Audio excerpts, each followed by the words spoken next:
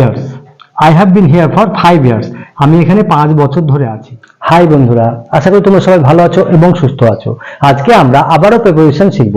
আজকে শিখব সময়ের জন্য যে প্রিপোজিশনগুলো ব্যবহার করা হয় সেগুলো শিখব। তাহলে শুরু করার আগে তোমরা এখনো যারা আমার চ্যানেলটি সাবস্ক্রাইব করোনি তারা অবশ্যই চ্যানেলটি সাবস্ক্রাইব করবে এবং সঙ্গে থাকবে পরবর্তী ভিডিওটি সর্বপ্রথমে তোমাদের মোবাইলে পাওয়ার জন্য। এবং অলরেডি যারা সাবস্ক্রাইব করে রেখেছো তাদের অসংখ্য ধন্যবাদ। তো বন্ধুরা, আমার ভিডিওটি যদি তোমাদের ভালো লাগে তাহলে অবশ্যই একটি লাইক, কমেন্ট এবং শেয়ার করবে। তাহলে চলো শুরু করা যাক।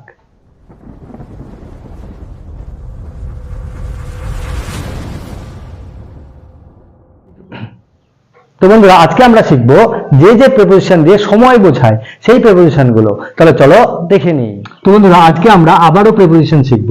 আজকে শিখব যে যে প্রিপোজিশন দিয়ে সময় বোঝায় সেই প্রিপোজিশন গুলো। দেখো, যেমন at, in, on, for,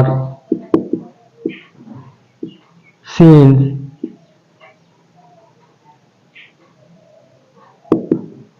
during, from, to, এগুলো। দেখো, এই যে প্রিপোজিশন গুলো আমি লিখলাম, এই প্রিপোজিশন গুলো দিয়ে সময় বোঝানো হয়।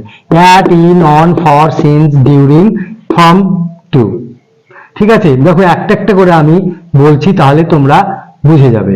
দেখো, এই যে প্রিপোজিশন গুলো আমরা কিন্তু এর আগের ভিডিওতে শিখে গেছি প্রিপোজিশন কাকে বলে, প্রিপোজিশন কিভাবে আমরা সেন্টেন্সে ইউজ করি। তোমরা এখনো যারা জানো না তারা চাইলে আমার চ্যানেলে ভিডিও দেওয়া আছে, দেখতে হবে, তাহলে একদম সহজে শিখে যাবে।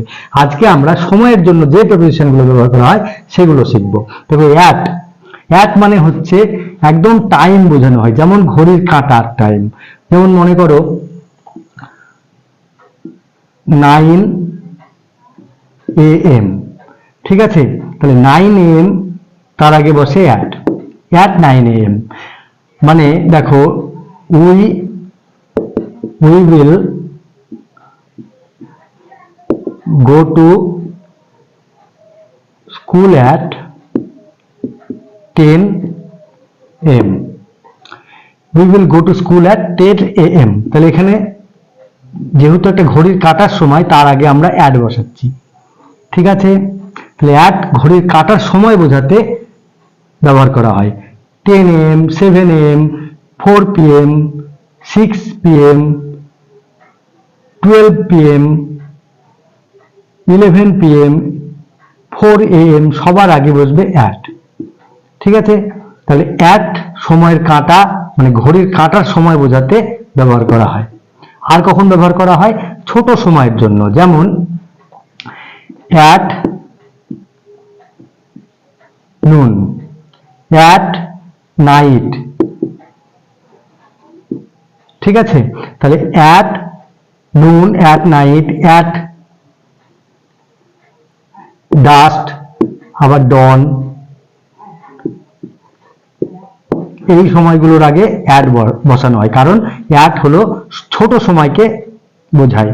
যেমন মনে করো নুন ছোট্ট একটা সময়, ডাস্ট গোধূলি, এটাও ছোট সময়, ডন ভোর, এটাও ছোট সময়। ঠিক আছে, তাহলে অ্যাটের আশা করি ব্যবহারগুলো বুঝে গেলে। অ্যাট ঘড়ির কাঁটার যে কোনো সময়ের আগে বসে, মানে ঘড়ির কাঁটা যেমন 6টা, 7টা, 8টা, 9টা, 10টা, 11টা, 12টা, 1টা, 2টো, 3টে, যাই বলবো না কেন তার আগে আমরা অ্যাট দেব। ঠিক আছে, আর কি ছোট সময়, নুন, নাইট, ডাস্ট, ডন, এগুলোর ক্ষেত্রে। এবারে আমরা দেখব ইন কখন ব্যবহার করা হয় সময়ের জন্য। দেখো, ইন ব্যবহার করা হয় মর্নিং, ইভিনিং, তাছাড়া আফটার নুন। সবার আগে দা লাগাতে হবে, তবেই আমরা ইন ব্যবহার করতে পারবো। ঠিক আছে, নুন,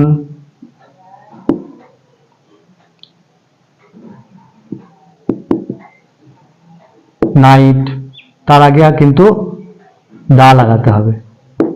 ঠিক আছে, তাহলে in the, in the, in the, in the, in the. দেখো, সবার ক্ষেত্রে in the morning, in the evening, in the afternoon, in the noon, in the night.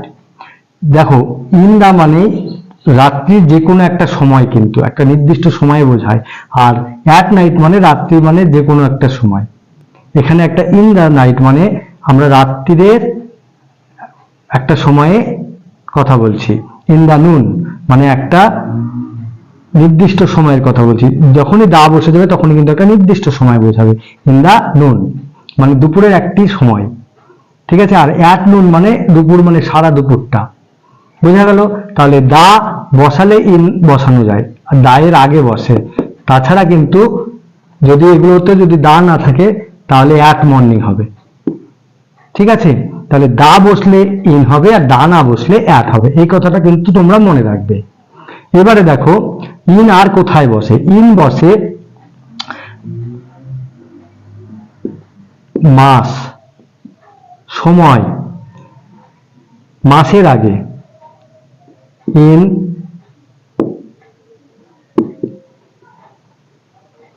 January, season in summer, শতাব্দীর আগে।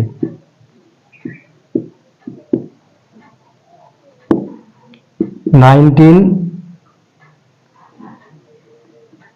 in 19th century, ঠিক আছে। তাহলে in বসে কখন? সকাল সন্ধ্যা এগুলো তো বসেই, তাছাড়া মাসের আগে, যদি মাস দেওয়া থাকে তার আগে বসবে, ঋতুর আগে এবং শতাব্দীর আগে ইন বসে, বোঝা গেল। তাহলে ইনের ব্যবহার হয়ে গেল। এবার আমরা দেখব অন এর ব্যবহার। অন বসে বারের আগে, মনে করো সানডে, তার আগে অন বসবে, অন সানডে, ঠিক আছে। তারিখের আগে on second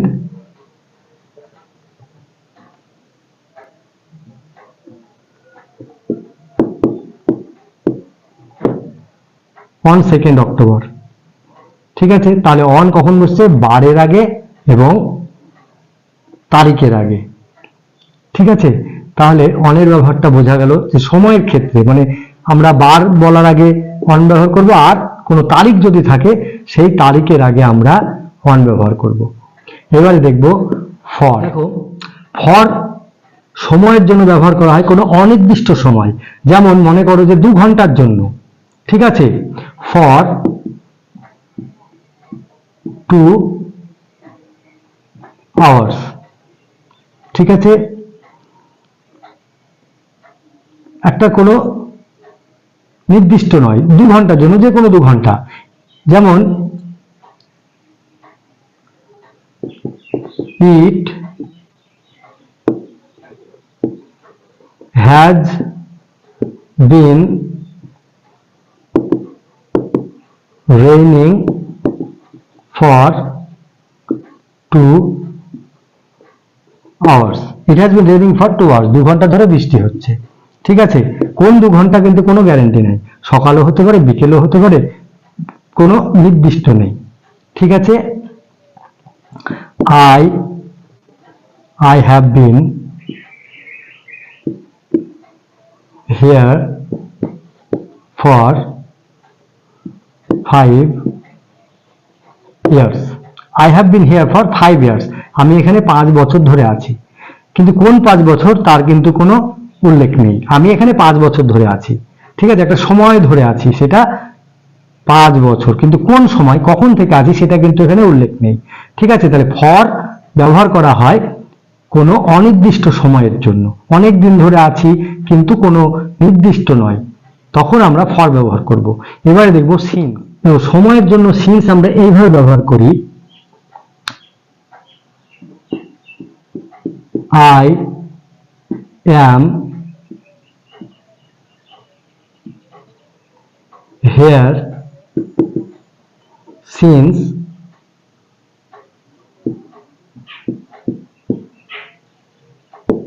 morning, I am here since morning, আমি সকাল থেকে এখানে আছি, ঠিক আছে, আমি সকাল থেকে এখানে আছি।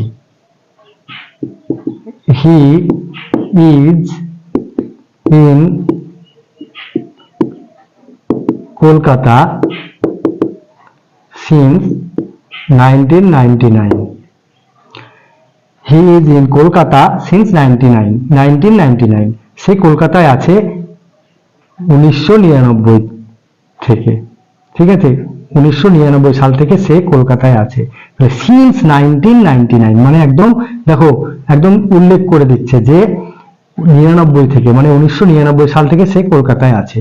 তাহলে সিন্স একদম নির্দিষ্ট করে দেয়। যেমন কি বলছে এখানে, সকাল থেকে আছি, একটা নির্দিষ্ট সময় কখন, সকালবেলা। আবার এখানে দেখো একটা নির্দিষ্ট সময় কখন, 1999 সাল। ঠিক আছে, তাহলে সিন্সের কাজ হচ্ছে নির্দিষ্ট করে বোঝানো।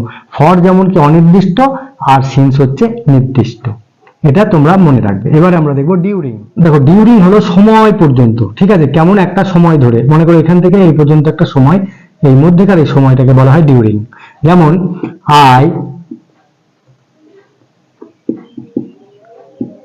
I take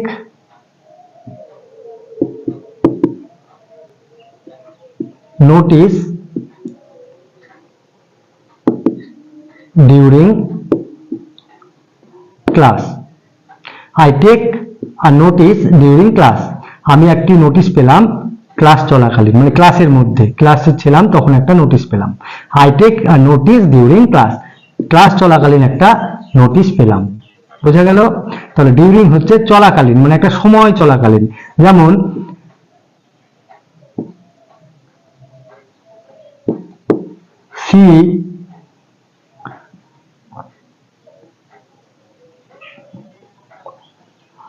she was ill during her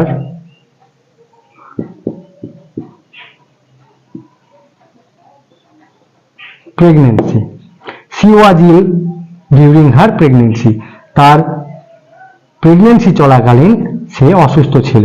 ঠিক আছে, তাহলে প্রেগন্যান্সি কি একটা মাস থাকে, 1 থেকে 9 মাস কি 10 মাস, এটা হলো একটা প্রেগন্যান্সি পিরিয়ড। তাহলে একটা পিরিয়ড অনুযায়ী চলছে, মানে ডিউরিং হার প্রেগন্যান্সি, তাহলে সে তার গর্ভাবস্থা চলাকালীন অসুস্থ ছিল। বোঝা গেল? তাহলে ডিউরিং দিয়ে একটা সময়ের মধ্যবর্তী অংশকে বোঝানো হয়। ঠিক আছে, এবারে আমরা দেখব ফ্রম টু। এবারে আমরা ফ্রম এবং টু এর ব্যবহারটা দেখব। দেখো আমরা যদি বলি সকাল থেকে সন্ধ্যে পর্যন্ত, তখন আমরা কি লিখি, যে ফ্রম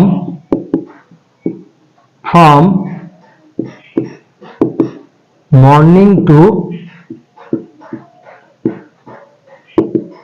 ইভিনিং। তাহলে ফ্রম মর্নিং টু ইভিনিং, তাহলে এখানে দেখো মর্নিং থেকে ইভিনিংটাকে কি দিয়ে বোঝাচ্ছে, টু আর ফ্রম। ঠিক আছে, ফ্রম মর্নিং টু ইভিনিং, সকাল থেকে সন্ধ্যে। আবার দেখো আওয়ার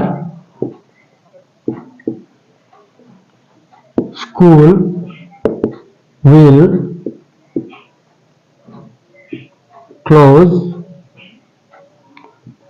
15 to 20